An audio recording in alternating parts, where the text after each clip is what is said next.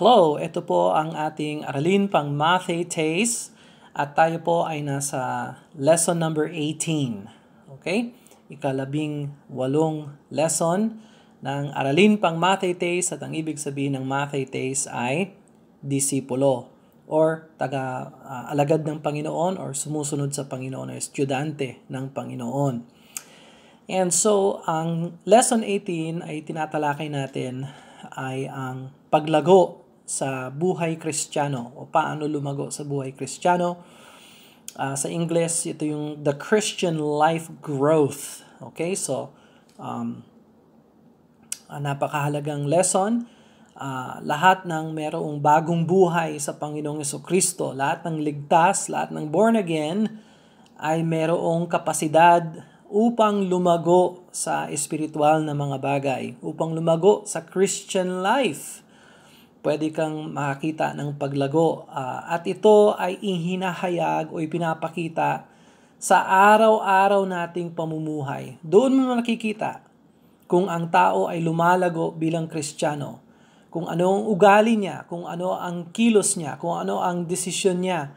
Araw-araw, siya ba ay lumalago, siya ba ay sumusulong sa pananampalataya, o maaari din na ang Kristiyano ay bumaliktad. Okay? Imbis na sumusulong, siya ay bumabaliktad sa pananampalataya. Hindi ho magandang asal, no? Hindi magandang ugali sa Kristiyano yung ganyan. Ang Christian life growth or growing in the Christian life ay posible ho sa lahat ng mga Kristiyano. At kung hindi ka paligtas, kung hindi ka born again, lahat ng tatalakayin ko ay wala hong kwenta, hindi ho maaaring mangyari sa iyo. At kinakailangan ma-save ka, ma-born again ka talaga na tunay na kilalanin mo ang Panginoong Jesucristo bilang iyong Panginoon Diyos at tagapagligtas ng iyong kaluluwa. At sa oras na tinanggap mo si Jesus Christ, pwedeng-pwede na ikaw ay magsimula ng lumago sa buhay Kristiyano. Alright, so the Christian life growth,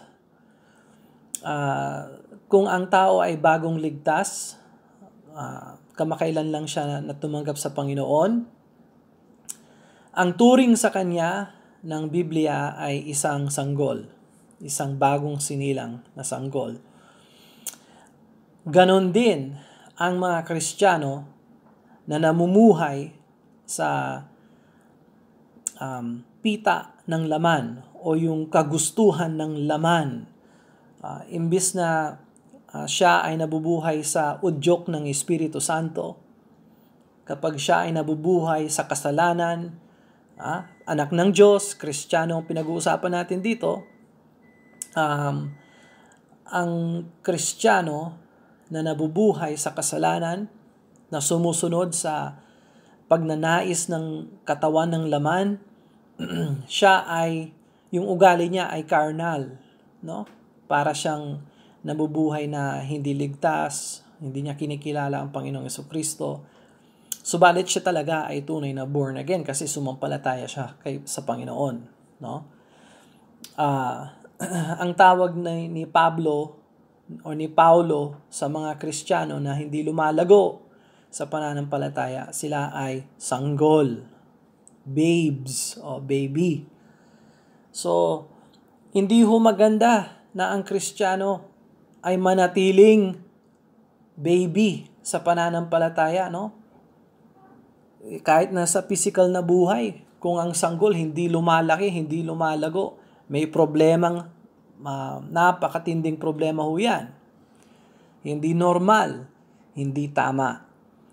So, ang nais ng Diyos ay ang lahat ng mananampalataya ay lumago sa pananampalataya. So, buksan natin ang Bible natin. At tingnan natin ang key verse. Napakagandang Bible verse na dapat isaala-ala. Ilagay natin sa isip natin, sa diwa natin. I-memorize natin at pagkatapos, paminsan, i-mag-meditate tayo, no? sa mga katotohanan ng salita ng Diyos. Punta tayo sa 2 Peter chapter 3. Sa aklat tayo ng 2 Peter chapter 3 sa Bagong Tipan. At ang sabi ng 2 Peter chapter 3 verse number 18. 2 Peter chapter 3 verse number 18. Sabi ng Bible, but grow in grace and in the knowledge of our Lord and Savior, Jesus Christ. To Him be glory both now and forever. Amen. So, ulitin natin, no? But grow in grace. At kung Tagalogin natin ang Bible, subalit lumago kayo sa biyaya at sa pagkakilala sa ating Panginoon at tagapagligtas na si Heso Kristo. So, nais ng Diyos na lumago tayo sa biyaya at sa kaalaman natin patungkol sa Panginoong Heso Kristo na ating Panginoon at tagapagligtas. God wants you to grow in grace. Ito yung Christian life growth. Layunin ng Diyos na lumago ka sa pananampalataya, sa grasya ng Diyos. At titingnan natin ang dalawa pang mga verses bago magsimula ang lesson. Introduction lang para mag-isip tayo ng biblical na pag-iisip patungkol sa paglago sa pananampalataya. Punta tayo sa aklat ng Galatians. Galatians chapter 6. Book of Galatians chapter 6 verses number 7 at saka verse 8. Galatians chapter 6 verse 7 and 8. At ang sabi ng Bible, be not deceived. God is not mocked. For whatsoever a man soweth, that shall he also reap.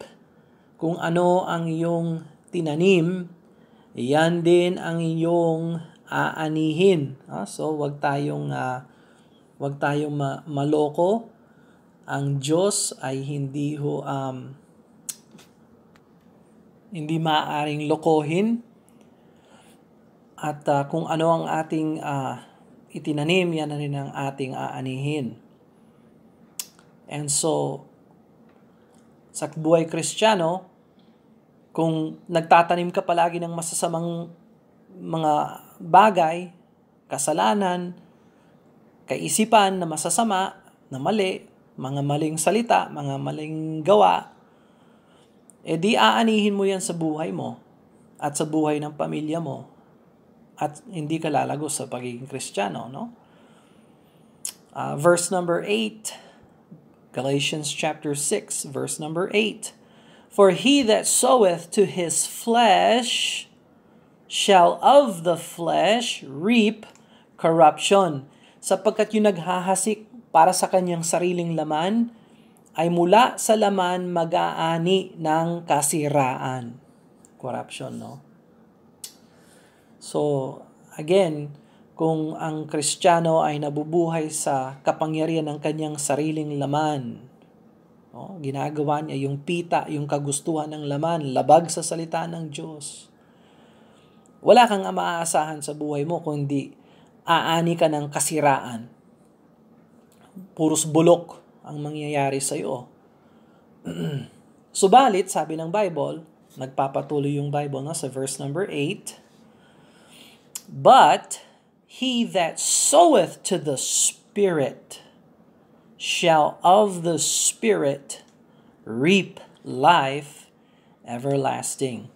Subalit, ang naghahasik sa Espiritu, yung nagtatanim sa Espiritu, mula sa Espiritu ay mag-aani ng buhay na walang hanggan. Ganun ho ang buhay Kristiyano.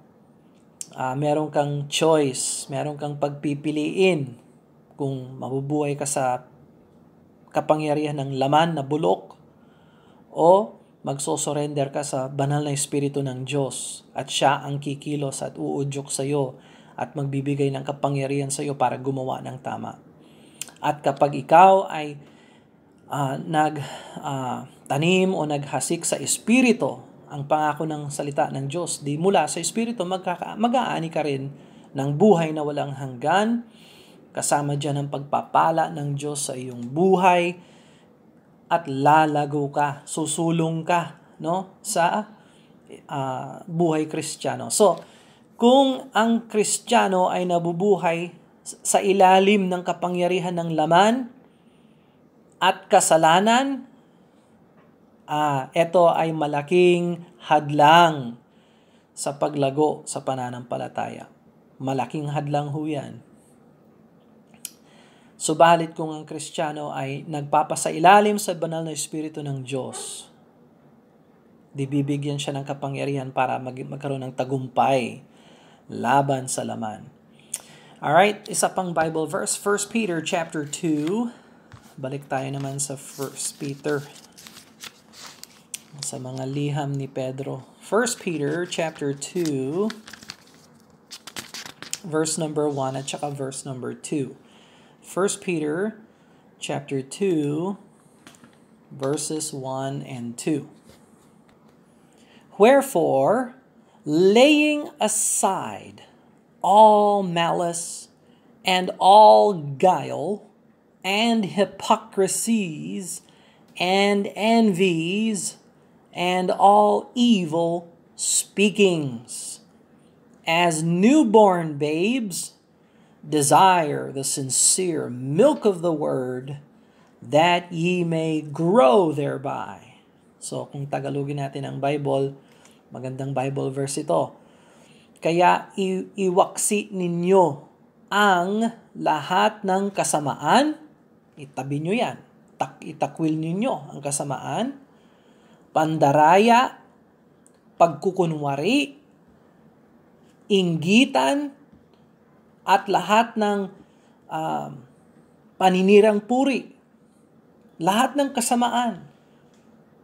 Pandaraya, pagkukunwari, inggitan, paninirang puri, itabi, itakwil o iwaksi, sabi ng salita ng Diyos.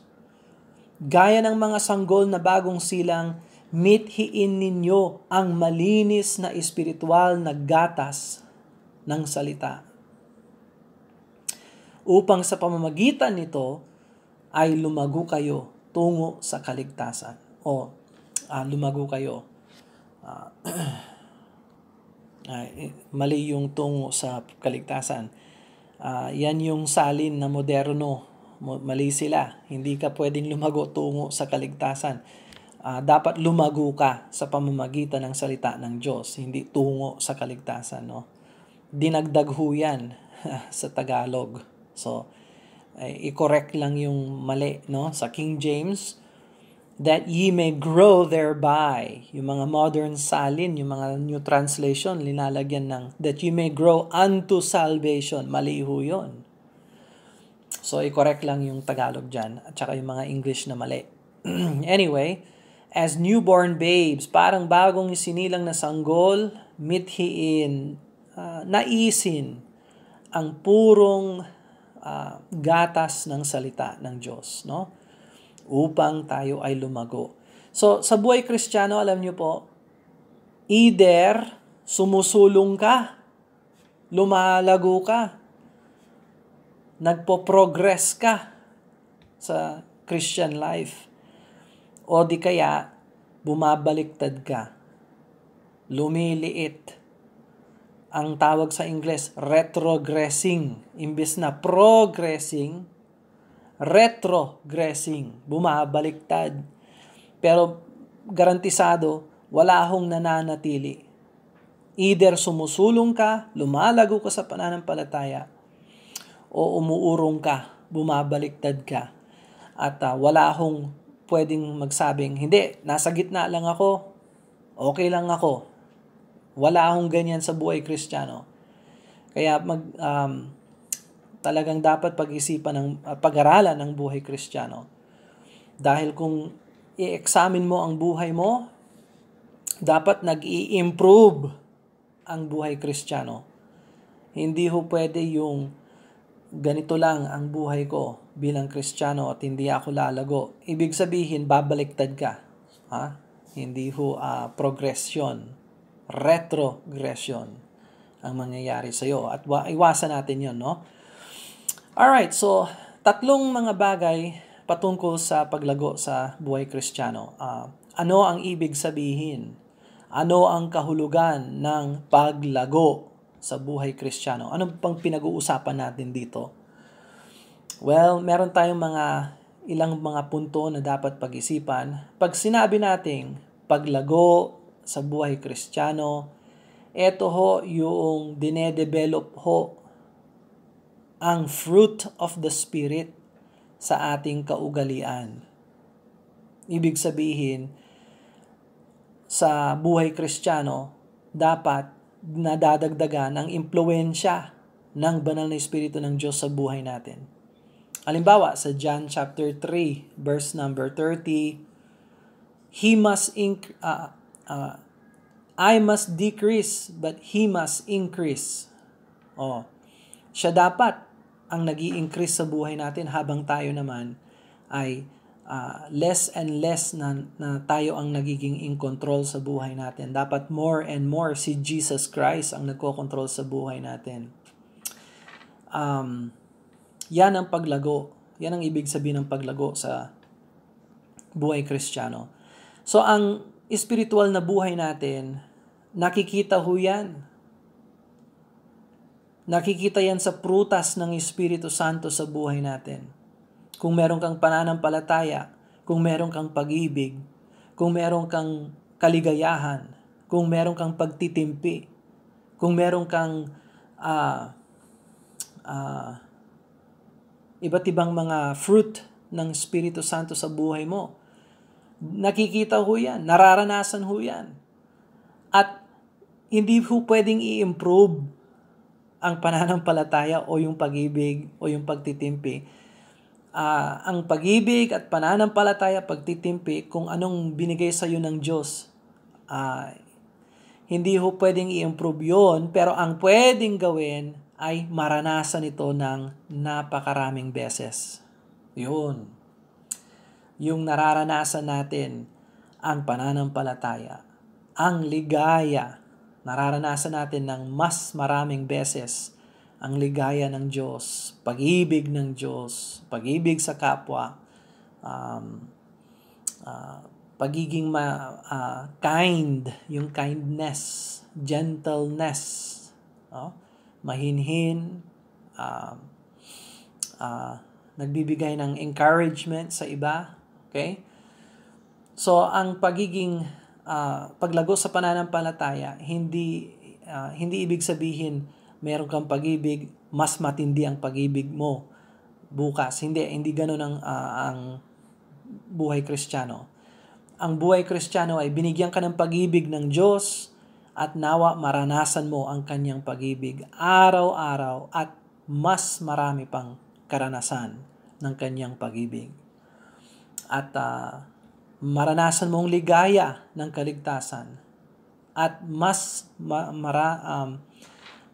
maraming beses na maranasan mo ang kaligayahan ng kaligtasan. Yan ang tinatawag na spiritual life, ay hindi quality, pero quantity siya. Okay? Nararanasan talaga ito sa buhay ng Kristiyano. Alright? Ang banal na Espiritu ng Diyos, siya ang kumikilos, siya ang gumagawa ng mga prutas na ito sa buhay ng Kristiyano. Ang Kristiyano lamang ay nagsosurrender ho sa Kanya. Nakikisama tayo sa banal na Espiritu ng Diyos.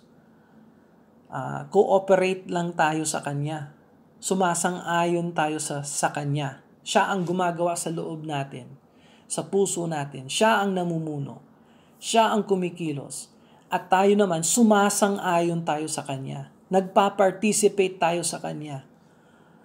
At siya ang gagawa ng pagbabago sa buhay natin. Yan ang paglago sa buhay Kristiyano. So, ang kahulugan ng paglago sa buhay Kristiyano ay hayaan natin ang banal na Espiritu ng Diyos ang kumilos at gumawa sa ating puso upang baguhin tayo araw-araw. Araw-araw tayo ay sumusuko sa Kanya, nagsusurrender tayo sa Kanya. Huwag mag-surrender sa laman, mag-surrender sa banal na Espiritu ng Diyos. Alright, so yan ang tinatawag na kahulugan. Okay? Susunod, ano naman ang layunin? Okay? Ano ang layunin ng paglago sa buhay Kristiyano? Well, napakasimple po ang layunin. Ang number one na layunin natin kung bakit dapat lumago tayo sa pananampalataya ay upang maging katulad ng Panginoong Hesukristo sa ating buhay. Na habang tumatagal tayo sa mundong ito, lalo tayong nagiging parang katulad ng Panginoong Hesukristo sa ugali, sa pagmamahal, sa pagmamalasakit natin, sa pagbibigay, sa pagsisilbi, sa paglilingkod. Ginagampanan natin ang layunin ng Diyos araw-araw at tayo ay nagiging katulad ng Panginoong Hesukristo. We become increasingly Christ-like. So, at may plano ang Diyos kung paano magagawa natin yan. Tingnan mo ang Ephesians sa bagong tipan. Book of Ephesians. Chapter 4. Ephesians chapter 4 verse number 11. Ephesians chapter 4 and verse 11. Medyo mahaba ng konti pero napaka-importante. Ephesians chapter 4 verses 11 hanggang verse 16. Pansinin natin ito Ephesians chapter 4 verse 11 to 16. And he gave some apostles and some prophets and some evangelists and some pastors and teachers. So, sa simbahan, sa iglesia, isa sa mga regalo ng Diyos sa simbahan ay ang pastor at saka mga teachers na nagtuturo ng salita ng Diyos. Verse number 12, for the perfecting of the saints, for the work of the ministry, for the edifying of the body of Christ. So, bakit tayo binigyan ng simbahan? Bakit mayroong pastor? Bakit may mga Bible teachers? Ito ay para ilagay sa wasto ang mga members, ang mga santo, okay, mga church members, upang sila ay kumilos at gumawa ng ministry. Yan yung trabaho ng simbahan. So, hindi lang pastor ang nagtatrabaho sa simbahan. Lahat ng mga church members, tinuturuan, trinitrain kung paano magsilbi sa Panginoon. At sila ang gagawa ng gawain ng ministry. At pangatlo, upang lumago ang katawan ng Panginoong Hesukristo. Yung simbahan mismo, yan ang katawan ng Panginoong Hesukristo. At kung ang Kristiyano, ang church member ay lumalago sa pananampalataya, ganon din lumalago ang katawan ng Panginoong Hesukristo. Ibig sabihin, magagamit tayo upang makakita ng mga kaluluwa na maligtas sila at maidagdag sila sa simbahan. And so, yan ang purpose ng church. At hanggang kailan? Ano ang punto? Ano ang layunin? Verse 13, till, ibig sabihin, hanggang we all come in the unity of the faith and of the knowledge of the Son of God, unto a perfect man, unto the measure and stature of the fullness of Christ. So yun ang layunin. Hanggang makarating tayo na katulad tayo ng Panginoong Hesukristo. Na hindi ko sinasabi tayo ay magiging Diyos katulad ng mga Mormon, maliw yun, no? Pero sa ugali natin, sa pag-ibig natin, sa pagsisilbi natin, tayo ay maging katulad ng Panginoong Hesukristo. Yan ang purpose. Verse 14, that we there henceforth be no more children. Huwag na tayong maging bata sa pananampalataya. Tossed to and fro, carried about with every wind of doctrine by the sleight of men and cunning craftiness, whereby they lie in wait to deceive. Huwag tayong maging katulad ng mga bata na padala-dala ng kahit sino, kahit ano. No? Papalit-palit ng isip, papalit-palit ng doktrina, ng gawa, kesyo dito, kesyo gano'n. No, dapat maging solid Christian tayo. Matatag na Kristiyano. Adult, hindi children sa pananampalataya. Verse 15, but speaking the truth in love may grow up into Him in all things, which is the head, even Christ. Kasi na, ang layunin talaga ng Diyos, lumago tayo.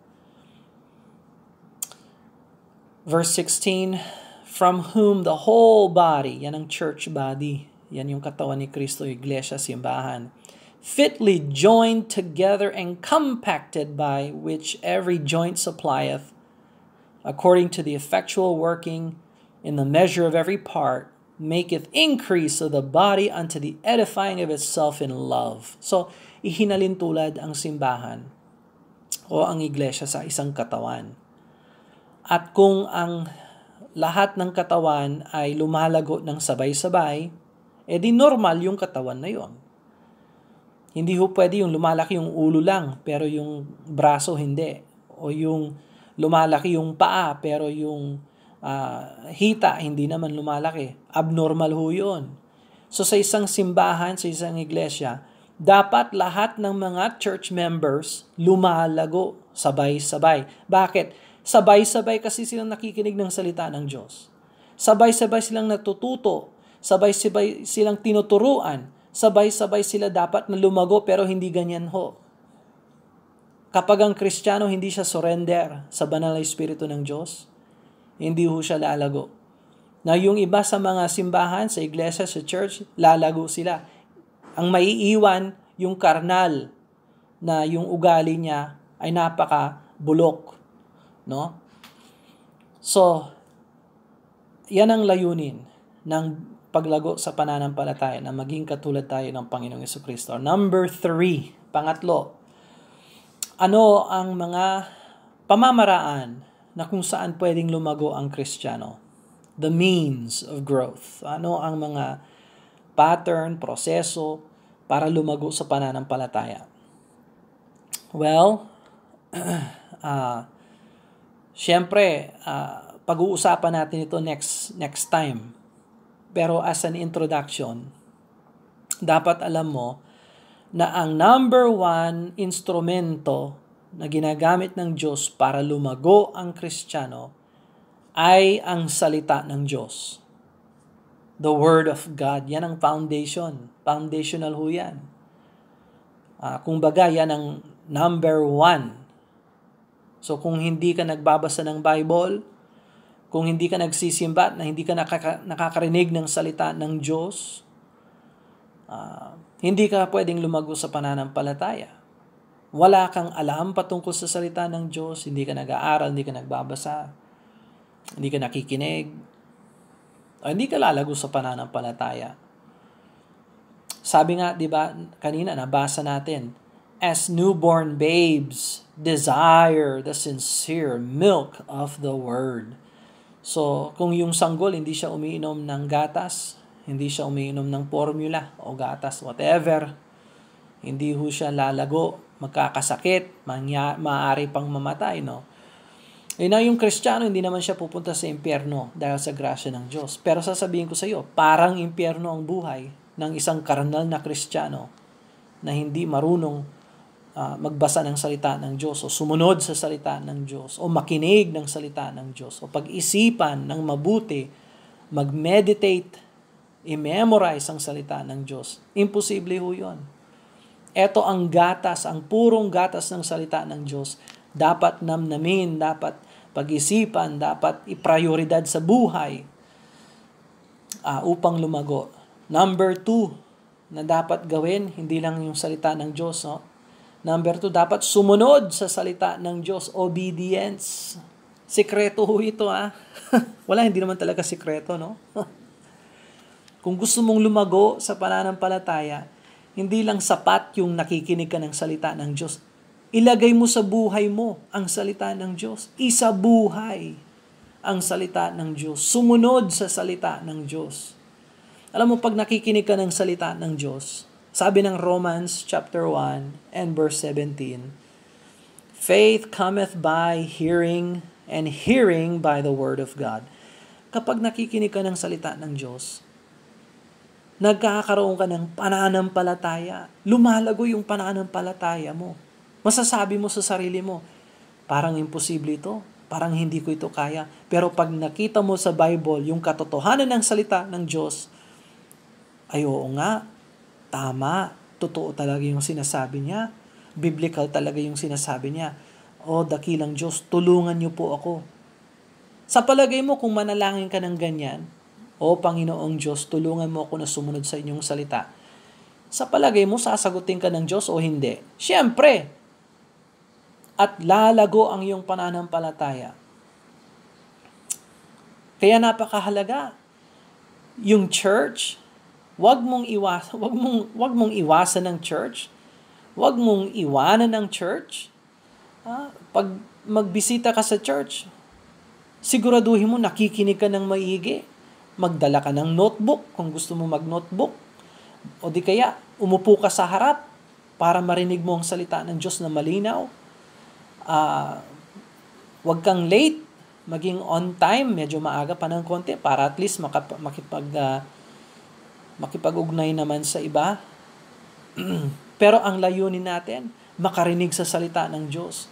At kung narinig mo ang salita ng Diyos, mag-pray ka na sumunod ka sa salita ng Diyos. Lalago ka sa pananampalataya, garantisado. Lalago ka sa buhay Kristiyano. So kung nakikinig ka pero hindi mo naman sinusunod ang salita ng Diyos, wala hong kwenta ang pakikinig sa salita ng Diyos. Kung hindi ito lalagyan ng surrender, kung hindi ito lalagyan ng pagsunod, di walang kwenta ang kaalaman. Walang kwenta ang wisdom kung walang application. So kailangan, yes, magbasa ng Bible, pero mas maganda, hindi lang sa mata ang salita ng Diyos, ilagay sa puso at ilagay sa paa, ilagay sa kamay, para gawin ang mga bagay-bagay na tinuturo ng salita ng Diyos.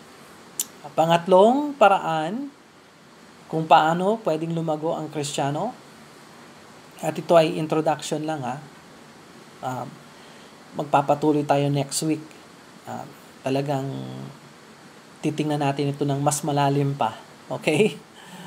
Pangatlong paraan kung paano pwedeng lumago ang Kristiyano sa pananampalataya, iwasan ang kasalanan. Iwasan ang kasalanan.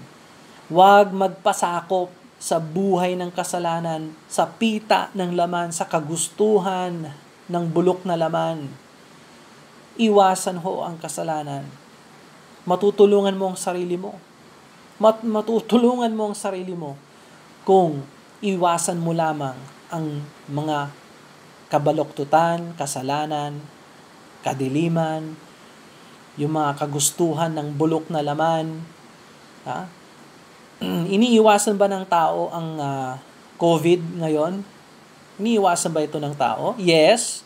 Kaya nga naka-maskara, kaya nga naka-face shield, kaya nga naka-sanitize yung kamay, kaya nag-alcohol, kaya nagtututbrush, nag-mouthwash, kaya nagba-vitamin, nag-green tea, kaya nagso-social distancing, kaya nga paminsan hindi ka na lumalabas ng bahay. Bakit? Iniiwasan mo kasi yung COVID. Pero sabihin ko sa iyo, mas iwasan mo ang kasalanan. Mas iwasan mo ang kasalanan sa buhay mo. Lahat ng mga Kristiyano na hindi iniiwasan ang kasalanan, baluktot yun. Duling na Kristiyano yun. Bingi, para ng bulag. O hindi ka lalago talaga sa pananampalataya kung hindi mo iniiwasan ang kasalanan sa buhay mo.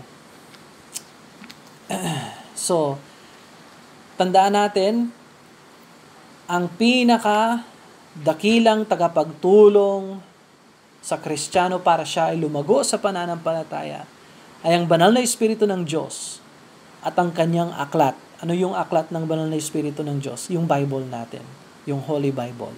King James Bible natin sa Ingles. At ang pinakadakilang hadlang sa buhay Kristiyano sa paglago sa spiritual na mga bagay ay ang kasalanan. Pita ng laman, kabulukan ng laman natin. So meron choice ang Kristiyano. Tandaan mo ito, Kristiyano. Meron kang choice. Pwede kang lumago sa pananampalataya o pwede kang lumago sa kasalanan. Pero hindi ka pwedeng lumago sa buhay Kristiyano habang lumalago ka sa kasalanan. Hindi ho pwede yun. Imposible yun. Ang tawag doon, kabaluktutan. Ang tawag doon ay pag-urong. No? Retrogression. Hindi progression. So, eto ang buhay Kristiyano. Lesson number 18. At napaka-excited po sapagkat oras na, Kristiyano, para lumago tayo sa pananampalataya. Hindi na ito oras para manatiling sanggol, para manatiling bata.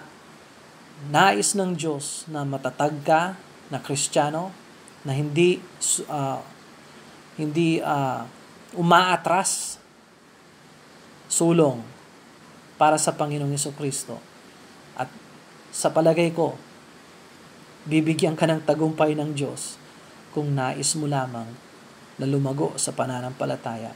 Let's pray, manalangin tayo at tingin tayo ng iba pang mga gawain dito, yung assignment natin. Let's pray. Dakilang Diyos, salamat Lord na kayo po ay napakabuti at napakabait po sa amin. Lord, salamat na ang nais ninyo ay lumago ang lahat ng mananampalataya sa kanilang buhay Kristiyano. Tulungan niyo po kami. Mahina po ang aming laman at karaniwan ho, ang ugali ho namin ay bulok. Pero Lord, may pag-asa kami hindi dahil sa aming sarili, kundi dahil sa Panginoong Jesucristo na siya ang aming tagapagligtas hindi lamang sa impyerno, pero iniligtas rin niya tayo. Iniligtas niya rin kami sa aming mga kasalanan, Lord. Bigyan niyo po ng tagumpay ang lahat ng mga Kristiyano na nais na maghari sa kanilang buhay ang katuwiran at ang grasya ng Diyos sa pamamagitan ng Panginoong Jesucristo. Nawa matuto kami, Lord, na mag-surrender sa banal na Espiritu ng Diyos at huwag sa pita ng laman o kagustuhan ng laman. Ito pong aming dalangin sa ngalan ng Panginoong Jesucristo. Amen and amen. Alright, so ayan na po ang ating aralin pang Matthew Taste number 18. So, ano ang assignment naman ngayon? Last time, ang assignment na binigay ko sa inyo ay manalangin. No? Manalangin sa umaga, manalangin sa gabi. Sa ngayon, ang hamon ko, ang assignment ko sa inyo, mga Mathetes, matuto na mag-meditate, magbulay-bulay sa salita ng Diyos, pag-isipan ng mabuti ang salita ng Diyos. Halimbawa, kunin natin itong key verse natin, 2 Peter chapter 3 verse 18, no? Yung key verse ng pag-aaral natin, 2 Peter chapter 3 verse 18, but grow in grace and in the knowledge of our Lord and Savior Jesus Christ. To Him be glory both now and forever. Amen. So ang gagawin ng meditation, pag-iisipan natin ang mga salitang ito. Hindi lang binasa natin tapos nakalimutan. No, ang meditation, iba ho ito. Iba rin sa pag-aaral. Hindi ho tayo nag-aaral ng salita ng Diyos. Ang meditation, ilinalagay natin sa isip natin at ilinalagay natin sa puso ang bawat ng mga salitang ito. But grow in grace. So saan dapat tayo lumago? Sa grasya. Pwede bang lumago tayo sa grasya? Yes. Na maranasan natin ang grasya ng Diyos araw-araw at marami pang beses sa isang araw. Nararanasan ba ang grasya ng Diyos? Yes. Okay, so nais ng Diyos na tayo ay lumago sa grasya. At sa kaalaman. So hindi lang sa grasya, dapat lumalago rin tayo, sumusulong tayo sa ating kaalaman. Ibig sabihin, dapat mas marunong tayo sa mga Bible ngayon kaysa sa noon. So, nakikita ba natin, yan ang pagbubulay-bulay ng mga salita ng Diyos. Iniisa-isa natin ito. Iniisip natin ito. Paano ba ako pwedeng lumago sa kaalaman ko sa Panginoong Hesukristo? So, pag-isipan yan. To Him be glory, both now and forever. Kaya gusto ko palang lumago sa pananampalataya upang ang Panginoong Hesukristo ay magkaroon ng kaluwalhatian sa buhay ko. Hindi lang ngayon, kundi magpakailanman. Di wala tayong graduation day sa paglago. Ibig sabihin, huwag tayong umatras sa paglago at hangarin natin sa buhay natin na si Hesukristo ang magkaroon ng kaluwalhatian sa buhay natin. Give Him glory in your life, in your Christian growth. So ayan, yan ang meditation. Pinag-iisipan natin itong mga words, mga parirala, mga salitang ito, at ang mga kahulugan, at iniisip natin ito buong araw. Meditate on the Word of God. Okay? So yan yung assignment, meditation. Ang Kristiyano na marunong mag-pray, ang Kristiyano na marunong mag-meditate, may pangako ang Diyos. May pangako ang Diyos. Last verse. Nauwi ulit tayo sa Matites. Last verse. Psalm 1. Yung sa gitna ng Bible, usually yung Book of Psalms. Psalm 1. Blessed is the man that walketh not in the counsel of the ungodly, nor standeth in the way of the sinners, nor sits in the seat of the scornful, but his delight is in the law of the Lord, and in his law doth he meditate day and night. He shall be like a tree planted by the rivers of water. Lumalago ba ang isang puno kapag nakatanim siya sa tabi ng batisan ng Diyos? Oh, yes, of course. That bringeth forth his fruit in his season. His leaf shall not wither, and whatsoever he doeth shall prosper. Yung pangako ng Diyos yan. Gusto mo maging prosperous? Successful. Sa lahat ng ginagawa mo, matuto ka mag-meditate, mag-pray. Garantisado yan, lalago ka sa pananampalataya. Alright, tapos na ang lesson. Tapos na nga kanina. Alright, sa susunod uli, number 19, next week. God bless you. Bye-bye.